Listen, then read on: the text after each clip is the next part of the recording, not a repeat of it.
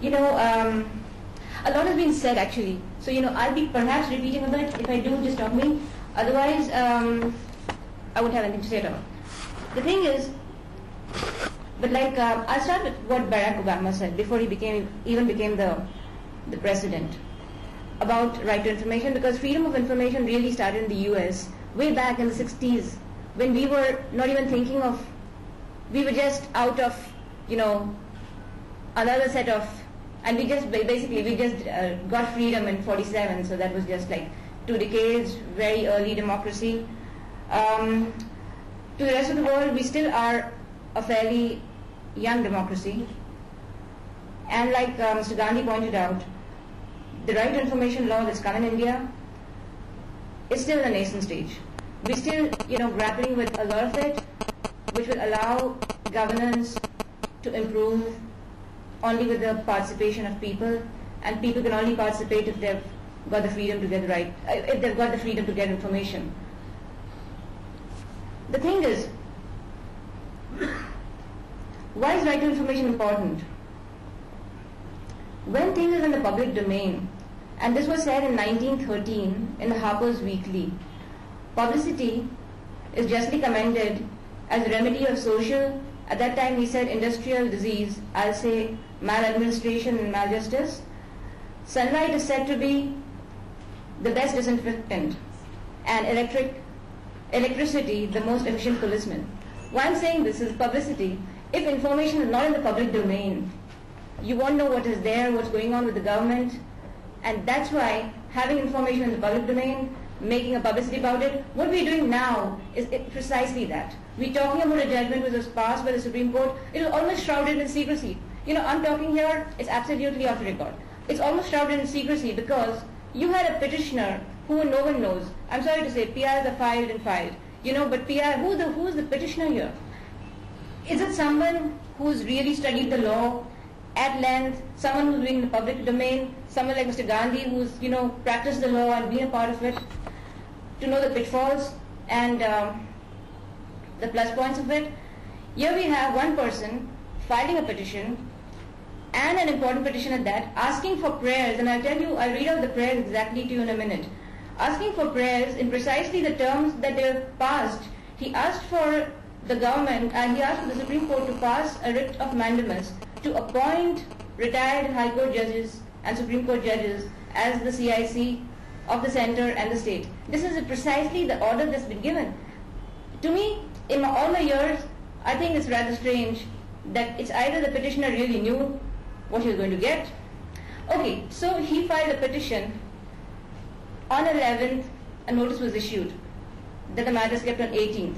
You know, Mr. Gandhi mentioned it, but I'll just elaborate. On 18th it was mentioned, and a notice was served, or rather, because, you know, in the Supreme Court you have an advocate on record for the government, so he was asked to take the notice on behalf of the state, of the government, which he did, in deference to the court's wishes.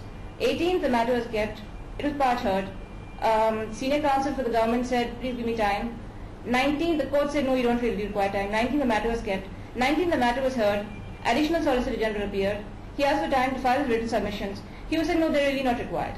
For a matter so important, where you're talking about changing the act, one of the prayers in the PIL, which stands for Public Interest Litigation, one of the prayers was to pass directions to the government to amend the act. Which PIL ever seeks such prayers to ask the government to amend something? It's not for the court to do that. Assuming there's a flaw in the act and there's an unconstitutionality of the act, the court is at liberty to strike it down if this is completely unconstitutional. The court, anyway, Supreme Court itself says in its judgment, which is replete with inconsistencies and contradictions, like even Justice A.P. Shah said, it's 107 pages.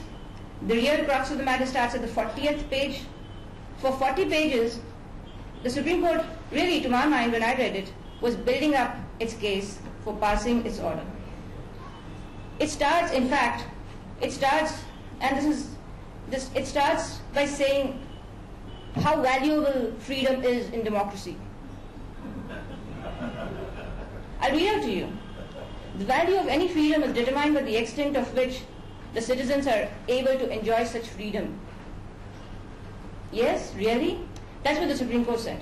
Ours is a constitutional democracy, and it's axiomatic that citizens have the right to know about the affairs of government, which, having been elected by them, seeks to formulate some policies of the government aimed at their welfare. Right. And so on and so on. And he goes on about this for 1, 2, 3, 4, 5 pages, including saying a man's house is his castle, and quoting Justice Douglas, who said the free state offers what a police state denies. So in fact, what the judges are doing is reiterating the importance of freedom in a democracy, the freedom of information. And then he comes to the crux, which, he comes to the crux of it much later, like I said, and goes on to what is the main point in the petition, in the PIL, is the challenge to Section 12 and 15. What does Section 12 and 15 say? It's the appointment of CIC at the center and at the state. And what the petition says, they are vague. You don't know. They're no. He didn't even say arbitrary. He just said that the condition, that the petition, that the sections are vague, and I probably have to go back and read it a bit. Do you? It's too general. Yes, he said that too. He said that vagueness and uncertainty is bound to prejudicially affect administration of justice by such commissions or tribunals which are vested with wide adjudicatory and penal powers. It may not be feasible for a person of ordinary experience to deal with such subjects with legal accuracy. So in effect, it's basically doubting the efficacy, efficiency, the ability of persons which the Act otherwise allows you to appoint, where a person is supposed to have vast experience in their particular field, which would otherwise mean a person like Mr. Gandhi. And it goes on, and there are some more sections where it says that, otherwise a person wouldn't be able to perform the duty that is cast upon him.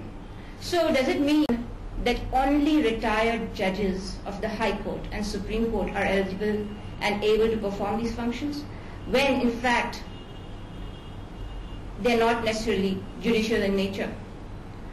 The Act clearly says, and now the Supreme Court, and now the government has filed a review petition where it points out why. Okay, coming back to 18th, 19th, the matter was heard and reserved for orders. Like you said, on 11th of September, the government submitted written submissions, but on 13th, the judgment, all 107 pages of it, researched, obviously, because they couldn't have been argued in a day, and was passed. As we all know what the order is, basically what we're all pointing out is that it basically rewrote, in a sense, Section 12 and 15 and said, oh look, now, we are saying that these sections are constitutional. We are not saying that they're not, but we are going to read into it to uphold this constitutionality. And why should we read into it? And he's used read into it, I'm not kidding, dozen times or more in this entire judgment, where he said it's important for the Supreme Court to read into something, into an act, to uphold its constitutionality. Lord Denning was one of the famous judges who liked to, read into and really, in that sense, have judicial enactments. But there's a difference here, and like the government pointed out, and like all lawyers would know, is when can you really sort of bring into or add to an act is when there's an omission, which otherwise was not the intention of the state or the government which passed it. That's called casus omissus, which lawyers would know. But that's when it obviously was an intent of the government, but by whatever reason it would have omitted it. I'll just give an example, just to give an illustration, because this was what Bombay High Court had passed a judgment this year, when in the Forest Act, one of the farmers had a tigress come into his farm, and she gave birth to a litter cubs in his farm, and as a result he couldn't use his farm for about 6 months, etc. The Forest Act says that such a person, or a tribal, or a farmer, or anyone who's affected by animals, can get compensated, but which are the animals by whom damage is caused you'd be entitled to are deer, so on and so forth. It didn't cover tiger.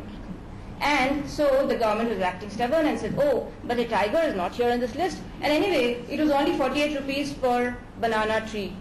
That is the amount of damage that's allowed to be given to a farmer. Here the farmer was really acting, I think, in national interest by not even troubling the tiger and allowing his cubs to survive. And the government just completely refused to give him any compensation. The matter went to the High Court. High Court said, of course you have to give him. And it also said that, oh, look, here since tiger is not there, and that's the reason why you're not giving him, we will say that even tiger should be included. Why did he say this? Because the act obviously didn't want to miss out, but they didn't. The government didn't think that a tiger, which is a carnivore, would really, trouble a farmer who's, obviously is not having any little creatures for the tiger to eat. But point is, there was a obvious omission. What is the omission here? Did the government say that, hey, we are laying down rules, and there are rules, whether the rules are incomplete or vague is an interpretation, of course. But when would it be vague? When it doesn't lay down any criteria at all. Here there is a criteria. It does say that you have to choose from these people. And who are these people? It even lays down that person who has a background in law. And it says law. When it already says law, it doesn't mean that it's only bound to lawyers. The government can, even otherwise, appoint judges. Because it doesn't have to specify another criteria by saying law in the field of law and judiciary. Anyways, in the field of law, engineering, science, technology, management, social services, etc. The Supreme Court finds fault with even social service and says that, oh, it's a little vague. What do you mean by social service? But anyway, it says leave that aside. Then it says that, of course, but here it's right. It says that vast experience would mean that you have the basic qualification. And it's to be understood that there would be a basic qualification when you're talking about a person with law. And unlike Professor D'Souza, this lady who came up for the interview turned out to be without any qualification actually, without the MBBS degree, but actually with homeopathy. That could happen. You could have a person with an engineering background saying, maybe he's an engineer, but maybe he's not. But the court says that the fact that a person would have basic qualification would be applicable for fields like law, engineering, science, technology, management, social service, and journalism. But I just pause here because many famous journalists and many great journalists did not have a journalism degree. So does that make them not a person with a vast experience and eminence in their respective fields? You wouldn't find earlier people having a degree because there weren't any colleges. So does it mean that if you then have to appoint some such person, you would disqualify him because he doesn't have a basic degree in journalism? Anyway, coming back to the Supreme Court judgment about Chief Justice and Justices, and they said that, oh, here, and they go on elaborately on how this is a quasi-judicial body, and it's actually doing the work of a judicial mind because it's going into a dispute. It's going to a dispute between the seeker of information and the person who's not giving it. Whereas the Act actually lays down, and the review petition says now, that it's all laid down how the commissioner or the commissions have to resolve these disputes. And therefore there's no question of, applying the principles of otherwise what a court would have to do. Also, there's a slight difference here, and the government again pointed out in the review petition, which one doesn't know what's going to come up, about how the work needs to be done judicially as opposed to judicial work. So when you say judicial work, there's a difference from what the government and the Act lays down for the commissions to act judicially. When you say judicially, you have to basically act, not to act impartially, to apply your mind, to act in the manner laid down by the Act, and therefore you're being judicial in your application approach. And there's a difference, which again, like I said, the government has now pointed out. But Also, the government's now pointed out that what already Mr. Gandhi and Justice Shah said, that it's not for the government, it's not for the state to really, give directions for amending the act or statutory rules, and so on and so forth. There's only one situation where the court can basically order, is when, like I said, there's an omission. So on and so forth. But anyway, the point is, once you have judges come into the fray, like has happened in the consumer forums, and like Mr. Gandhi pointed out earlier, things would slow down. And they have slowed down in other areas. Why can't we have in a democracy more freedom and more participation of the people, which is what this whole act is about. This whole act is about ensuring that people like you and me can go and access information without any hesitation, without any fear of procedural delays, without any sort of, when you go to the court, there's still an aura, and that possibly will now permeate into the Right to Information Act 2, if the judgment is allowed to go ahead and the change is permitted, because who knows, tomorrow then you will have judges. I'm not even getting into the fact that, the 10 judges, only the act provides for 10 members, and this judgment says you have to sit in pairs. If you sit in pairs, there will only be five benches, and therefore, like Justice Shah said, the backlog would really just, skyrocket. As it is, there's a high backlog. But okay, interestingly, the government says how many of these matters really go up to the second appeal? And the government says there are only 4.5% cases that really go up to the Central Information Commission. To me, that's an interesting statistic, because if it's only 4.5%, of course that amounts still a lot, because the basic number of applications being filed are a lot.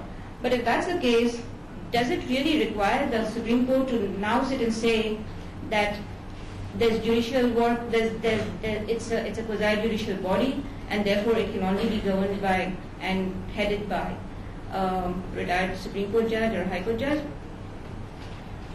Judges work, of course, in a different way. Sure, it would. Having said all this, surely a judge would perhaps, if appointed, be able to also apply his mind if there's an absolute complicated problem. But for that, do we need to have the Supreme Court to, in a sense, rewrite the law? It's for the government to do that. Who knows that they might not then say that, what you're doing in front of us is contempt of court.